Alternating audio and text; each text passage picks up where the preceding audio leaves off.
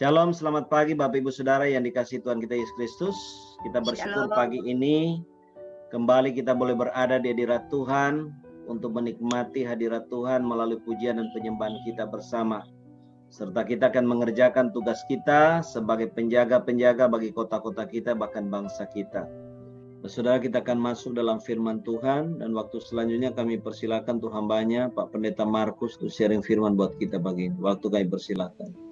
Shalom Bapak Ibu Saudara-saudara sekalian. Shalom. Selamat pagi. Ya. Baik, saya ingin berbicara mengenai bagaimana Allah ingin kita membawa kesatuan di dalam doa. Dan pentingnya kita berdoa satu dengan yang lain.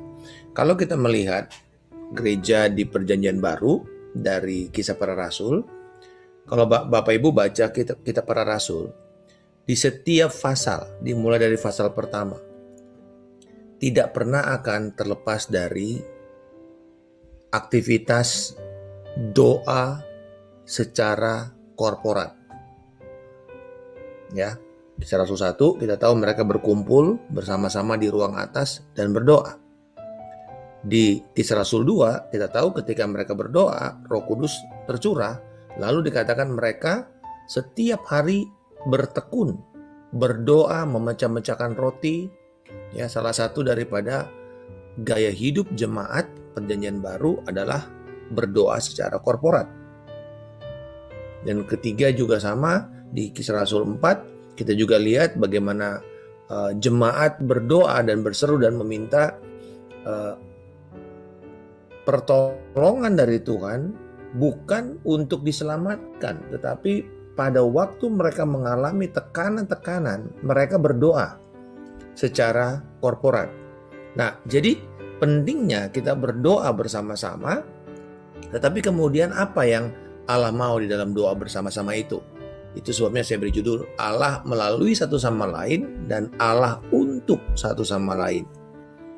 Kita melihat contoh di dalam Kisah Rasul 4 ayat 24. Ketika teman-teman mereka mendengar hal itu, ini jadi murid-murid yang lain ketika Yohanes dan Petrus ditangkap, berserulah mereka bersama-sama kepada Allah.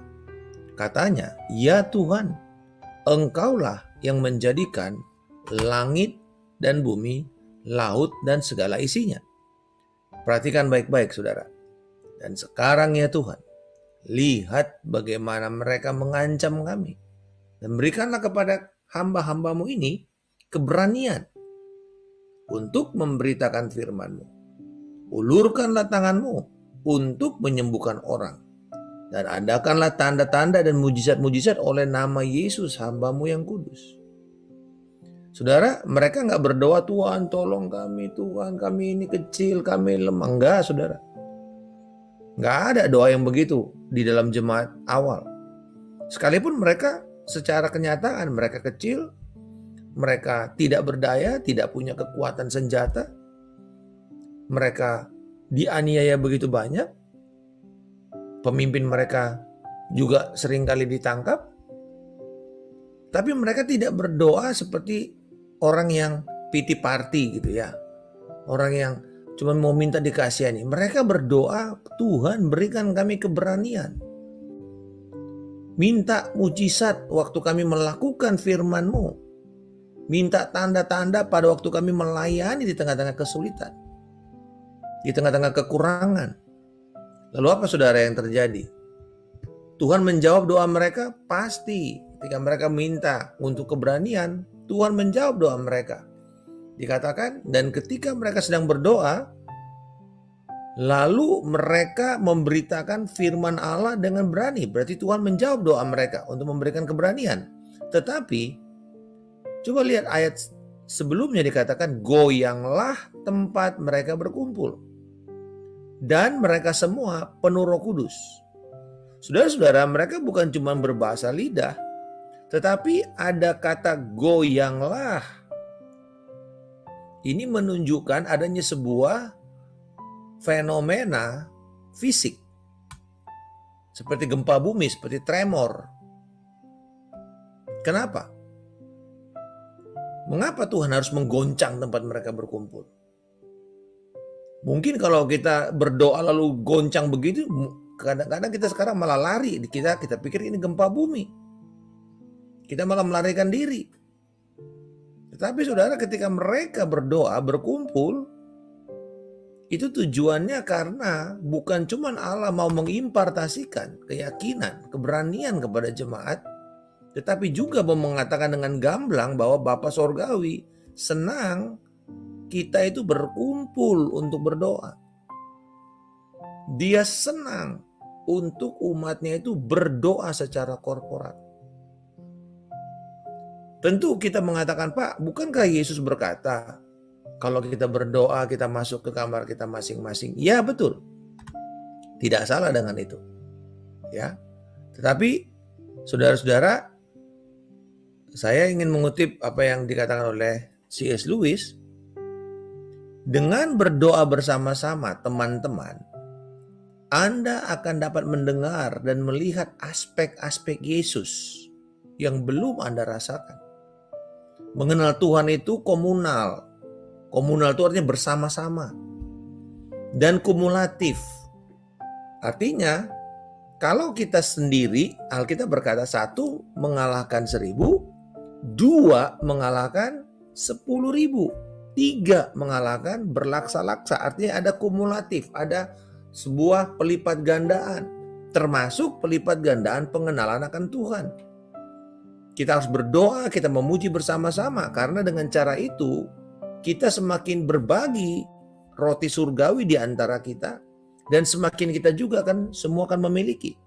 Jadi betul, doa pribadi itu adalah rahasia pertumbuhan setiap orang percaya. Rahasia pertumbuhan jiwa setiap orang percaya. Betul.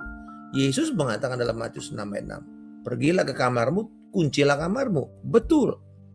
Tetapi saya mau mengatakan kepada saudara, bahwa kalau di dalam gereja perjanjian baru di Kisah Para Rasul, jarang kita melihat ya orang-orang, ada fenomena di mana Petrus berdoa sendiri di kamar atasnya mendapat penglihatan. Tetapi lebih dari itu semua, apa yang tujuannya? Tujuannya mereka bisa bersama-sama berdoa. Karena pada waktu kita berdoa bersama-sama, kita akan mendapatkan aspek Kristus yang Tuhan berikan kepada sesama kita yang kita tidak dapat. Pewahyuan misalnya kepada Pak Yeskiel, ketika beliau berdoa dan bersama-sama dengan saya atau dengan saudara berdoa, maka kemudian saya nggak pernah dapat nih apa yang beliau sampaikan ini, apa yang beliau sedang doakan ini. Kok saya nggak pernah lihat aspek Yesus yang seperti itu. Nah saudara-saudara, ini yang kita mau lihat. Kenapa Tuhan mau kita tidak berhenti berdoa secara korporat. Amin. Ya. Nah, berdoa dengan orang lain memberikan kita tuh jendela baru ke dalam nilai Kristus. Jadi, kita tahu Yesus itu sangat bernilai kepada kita. Tetapi, berdoa secara korporat akan memperlihatkan perspektif baru tentang, ternyata Kristus tuh sangat berharga. Seperti kalau saudara tahu berlian ya. Berlian itu memiliki potongan-potongan. Cuttingnya itu banyak. Ada yang 8, ada yang 16, ada yang 32, ada yang 64 cutting. Dan cutting itu, masing-masing sisinya itu, setiap kali kita melihat di satu sisi, itu ketika melihat dengan sisi lain berbeda. Itu makanya orang takjub dengan berlian itu bukan cuman sekedar dipakai kecil, kita nggak tahu apa yang dilihat. Tapi kalau orang mengamati berlian, mereka mengamati itu sebenarnya ketika dia diperbesar. Lalu kemudian orang mulai melihat dari satu sisi, lalu dilihat dari sisi lain. Makanya berlian yang benar itu, di setiap sisinya itu kita bisa melihat nomor-nomor yang berbeda dari registrasi berlian tersebut. Nah ini saudara, sama-sama di dalam Tuhan, tetapi kita bisa melihat sisi yang berbeda yang Tuhan bentuk di dalam hidup masing-masing orang percaya. Itu sebabnya ketika kita berdoa, hasilnya akan berbeda. Nah saudara-saudara, kita melihat 5 hal. Kenapa penting kalau kita berdoa bersama? Apa yang kita minta sebenarnya ketika kita berdoa bersama? Yang pertama, kita minta hikmat untuk jawaban dalam kondisi yang sulit. Kisah Rasul 1:24, kita rasul-rasul waktu itu berdoa untuk memilih siapa yang melanjutkan pelayanan Yudas yang mati. Apakah Yusuf atau Matias? Dan mereka berdoa. Ya, dikatakan, ya Tuhan, Engkaulah yang mengenal hati semua orang. Tunjukkanlah kiranya siapa yang Engkau pilih dari kedua orang ini. Saudara-saudara, penting sekali kita berdoa untuk meminta hikmat. Hikmat di dalam memutuskan. Ya, hikmat untuk kondisi sulit, dan Tuhan berjanji memberikan kepada kita hikmat sorgawi ini. Ya, Tuhan memberikan kepada kita hikmat rohani. Hikmat rohani untuk apa yang akan kita lihat di dalam tahun 2021.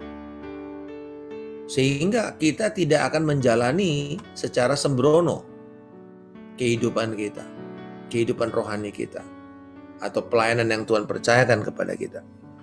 Yang kedua, apa yang kita doakan? Jadi supaya doa kita itu menjadi sangat efektif dan rohani. Ya, mendatangkan kuasa. Terlebih untuk membawa kehendak Tuhan nyata. Yang kedua, kita berdoa untuk apa? Keberanian untuk menjalankan misi Tuhan. Kita tadi sudah bacakan ayat ini. Mintalah Tuhan, berikanlah kepada kami ini keberanian. Keberanian memberitakan firman. Saudara-saudara, bayangkan kalau dulu nggak ada internet. Sekarang kita itu tidak perlu masuk TV. Kita bikin TV sendiri seperti sekarang ini, saudara. Saudara on air streaming sendiri. Ya, saudara memancarkan, menyiarkan acara sendiri. Saudara, kalau kita nggak berani menyatakan kebenaran firman, sekarang ini kita sudah publik ya, karena saudara streaming di YouTube, semua orang bisa lihat.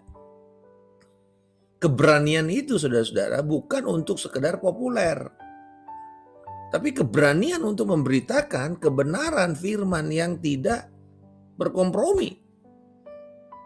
Gitu, saudara. Dan kita tahu ya resiko, kata mereka pada waktu itu, kalau mereka memberitakan firman, mereka mati. Kita sekarang malah kebalik. Taruh di YouTube malah populer. Gitu. Jadi, mari kita melihat kesempatan di masa pandemi jauh lebih besar dalam memberitakan firman. Tetapi sekarang pertanyaannya, apakah kita tetap memberitakan firman dengan berani? Atau kita hanya memberitakan firman demi subscribers yang naik atau followers yang bertambah? Saya nggak peduli mau berapa banyak subscriber saya, gitu ya. Yang penting kita memberitakan firman dengan berani. Gitu, tentu tidak mungkin juga kita memberitakan firman demi konten lalu sekarang sembarangan memilih ayat-ayat atau isu-isu yang kontroversial. Bukan itu yang Tuhan mau juga. Dikatakan, saudara perhatikan baik-baik. Bukan berani untuk membawa isu-isu kontroversial. Berani memberitakan firman Tuhan. Firman yang tidak terhamirkan. Oke? Ingat, Bapak Ibu Saudara sekalian, Tuhan tidak panggil kita untuk populer. Tuhan panggil kita untuk berkenan kepada Dia. Untuk berkenan. Nah, yang ketiga, kita berdoa untuk pemimpin. Pemimpin dalam jemaat, pemimpin dalam negara. Dikatakan tiap-tiap jemaat, rasul-rasul itu menetapkan penatua-penatua bagi jemaat itu. Supaya mereka berdoa, berpuasa, mereka menyerahkan penatua-penatua itu kepada Tuhan. Yang adalah sumber kepercayaan mereka. Ketika berbicara mengenai pemimpin di dalam pelayanan publik, kita perlu berdoa. Tuhan menetapkan mereka. Tuhan menetapkan supaya kemudian keberlangsungan pekerjaan Tuhan itu tidak terhambat. Tidak terbengkalai. Ya. Terus berdoa untuk pemimpin kita. Terus berdoa dari mulai pemimpin negara. Alkitab berkata, naikkanlah permohonanmu kepada para raja-raja. Supaya apa dikatakan? Supaya kita bisa hidup tenang. Nah, hidup tenang di sini buat apa? Apakah supaya kita nggak punya masalah? Bukan. Hidup tenang di sini artinya supaya kita punya kesempatan memberitakan firman tanpa gangguan. Saudara-saudara, saya percaya ini adalah momen gereja Indonesia untuk Tuhan berikan ketenangan. Untuk kita bukan jadi leha, terlena, tetapi justru kita semakin semangat memberitakan Yesus Kristus kepada banyak orang. Ya. Waktu yang Tuhan berikan di mana pemimpin-pemimpin bekerja keras menekan setiap orang-orang yang berusaha untuk mengganggu, untuk menganiaya. Saudara, mari saya ingat waktu saya pergi ke Tiongkok dan kemudian di sana saya ketemu dengan pemimpin-pemimpin jemaat bawah tanah, artinya gereja yang bukan yang terdaftar di pemerintah. Nah, gereja yang terdaftar di pemerintah itu gereja yang sudah diseleksi, Alkitabnya mereka juga disortir oleh dan dicetak oleh pemerintah, diedit oleh pemerintah. Sehingga banyak gereja yang justru tidak, yang disebut sebagai gereja bawah tanah. Dan mereka berkata, pada waktu Cina masih dalam begitu hebat tekanannya, pertumbuhan gereja mujizat itu luar biasa. Begitu banyak orang mati bangkit itu biasa, orang sakit sembuh itu biasa. Tapi sekarang, ketika aniaya itu mulai menurun, ketika masih ada aniaya, masih sampai sekarang masih bentuknya lain. Tetapi waktu itu aniaya fisik, ditangkap, dipenjara. Ya, teman-teman saya yang ada di sana, mereka bilang sekolahnya Alkitabnya di mana gitu. Nggak ada tuh bilang, saya dari STT ini, saya dari STT itu. Enggak. Saya di penjara 6 tahun, saya di penjara 10 tahun. Dan mereka belajar mengenal Kristus di sana. Nah, saudara-saudara, mereka punya satu moto. Seperti bambu, karena di Tiongkok begitu banyak bambu. Bambu itu makin dipotong, makin tumbuh tunasnya. Bambu itu menarik. Diperlukan 5 tahun untuk dia bisa tumbuh. Dari 0 sampai 5 tahun itu enggak ada kelihatan apapun. Enggak ada kelihatan pertumbuhan. Hanya ada tunas. Disiram kayak, mau diapain kayak, mau dipupukin. Dia tak akan begitu terus. Tetapi seperti yang Yesus berkata. Pertama tunas, lalu kemudian tumbuh, tangkai, lalu kemudian bulir dan seterusnya. Tetapi nanti ketika dia mencapai umur 4 atau 5 tahun, tiba-tiba kita akan kaget. Dia bertumbuh sangat cepat. Per hari dia akan bertumbuh terus sampai ke 40 meter. Dan kalau sudah mencapai puncak, dia akan mendapatkan tuaian seumur hidup. Seumur hidup. Nah, saudara-saudara, di sini kita melihat proses pekerjaan Tuhan itu bukan proses pekerjaan instan. Buang mindset instan di dalam pikiran orang percaya. Dalam pikiran saudara. Kita sering berpikir, oh kalau saya bikin begini cepat bertumbuhnya pasti rame jemaatnya. Enggak. Buang itu cara berpikir begitu. Karena Tuhan selalu berpikir. Lihat perumpamaan Yesus begitu banyak mengenai apa? Pertanian. Dan pertanian itu kita tahu. Bagi saudara yang pernah bertani, saudara tahu. Atau saya sampai SMA saya masih tiap semester bapak saya suruh pulang ke kampung untuk saya bisa belajar bertani dari nenek saya. Cuman satu, saudara. Saudara bayangkan setiap hari orang petani itu adalah panggilan seumur hidup. Bukan pekerjaan yang 2 minggu kita bisa kasih surat resign gitu loh. Nggak ada ceritanya kalau petani begitu. Dan petani bekerja apa? Secara komunal. Bersama-sama. Petani bekerja multi generasi. Tidak ada petani yang seumuran semuanya teman-temannya gitu. Nggak ada. Ada yang tua, ada yang muda. Petani bekerja dengan lahan yang disediakan kepada mereka. Ada komitmen, ada covenant kepada tuayan. Walaupun dia sedang membajak, tanya petani, berpikir nggak tentang tuayan? Yes, pasti. Apapun yang dia kerjakan, disiplin untuk melihat tuayan. Nah, saudara-saudara, ini yang kita mesti berpikir terus ketika kita berdoa kepada pemimpin-pemimpin kita. Bahwa mereka akan terus komit kepada tuayan. Kita berdoa untuk jemaat yang mengalami kesengsaraan.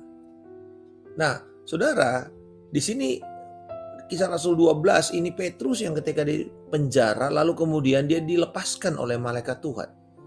Nah, lalu kemudian ketika Petrus di penjara, jemaat tekun mendoakan Petrus kepada Allah. Di support doanya terus. Tetapi setelah Petrus selesai dari penjara, apa yang Tuhan tuntun dia?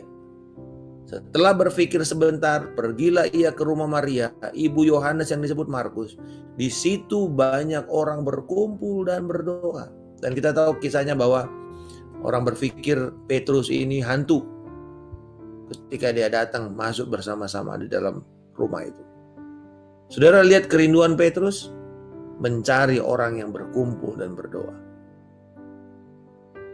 Mencari orang yang berkumpul dan berdoa. Tapi jemaat, kita perlu berdiri untuk mereka yang mengalami tekanan, kesengsaraan, mereka yang mengalami pandemik, mereka yang sedang berjuang melawan maut di ICU, atau mungkin karena mereka yang ditinggalkan oleh sanak keluarganya karena COVID. Kita berjuang buat mereka yang mengalami kesengsaraan. Dan pertama kita berjuang dalam doa mereka, dalam doa-doa kita. Saudara-saudara, kita melihat di sini betapa pentingnya, ya.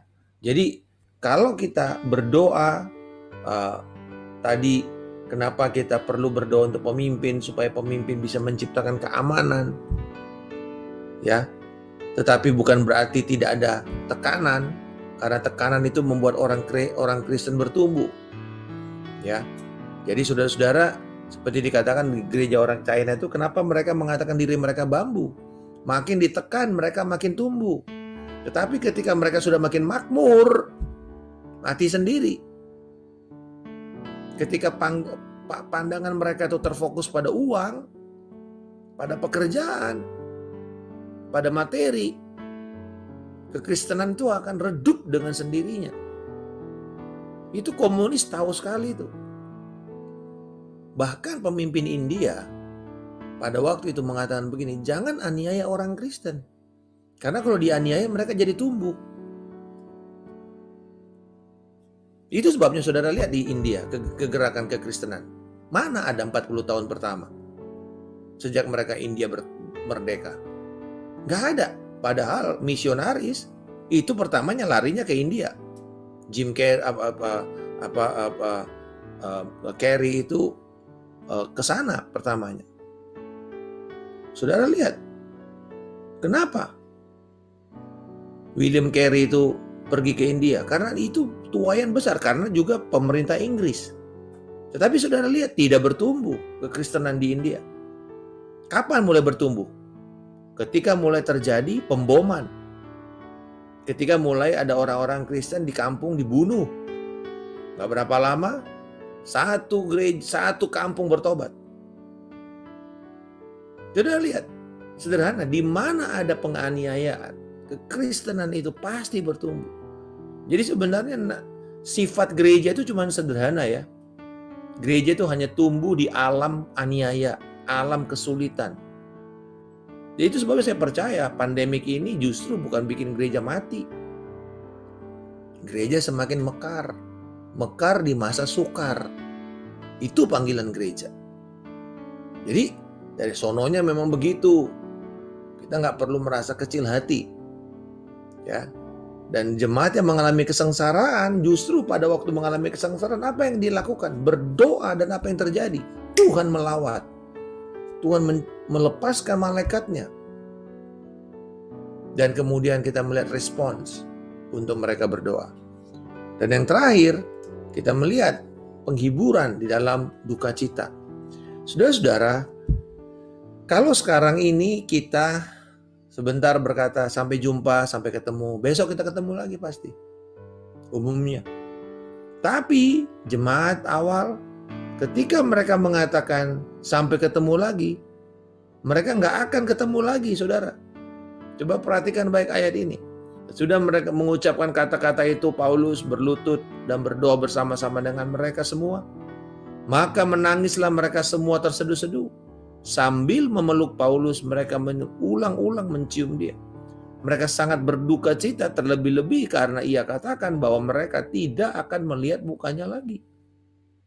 Kita tahu ini adalah ketika Paulus sedang berlayar menuju Yerusalem, lalu kemudian dia mampir di Miletus. Dia pikir, wah ini Miletus ini dekat dengan Efesus. Disuruh panggil dia itu para penatuanya.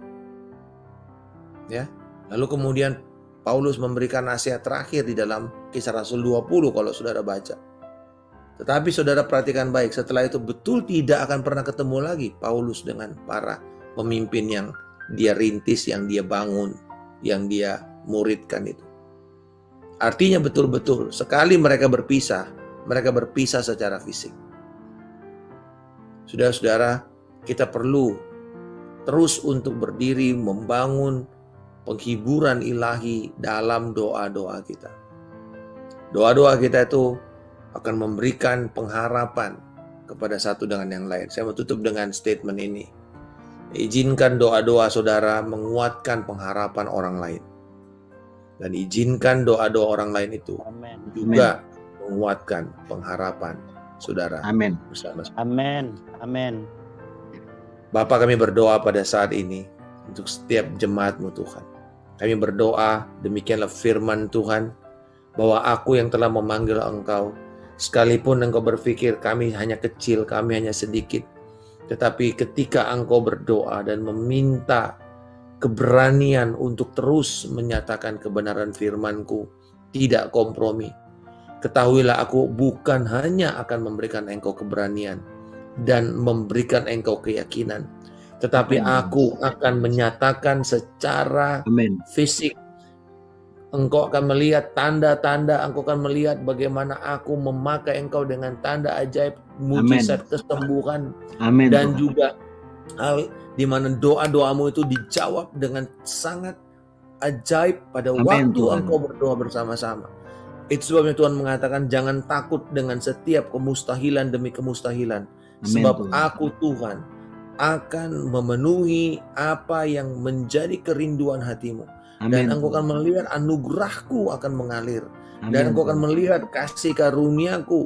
Bahkan ketika ada hal-hal yang begitu sulit yang kau harus putuskan, aku akan memberikan kau hikmat, aku memberikan kau marifat, mimpi, pernyataan dan penyataan yang membuat engkau tidak akan bertindak sembrono. Di dalam nama Tuhan Yesus Kristus, kami berdoa Tuhan, anugerah-Mu akan mengalir melalui hamba-hamba-Mu ini. Ketika mereka menumpangkan tangan kepada orang sakit, kami percaya untuk kesembuhan. Bahkan secara jarak jauh sekalipun, bahkan secara virtual, orang akan mengalami kepenuhan Roh Kudus ketika mereka menumpangkan tangan untuk mereka dibaptis dengan kuasa Roh Kudus. Di dalam nama Tuhan Yesus Kristus, kami berdoa, haleluya. Amin.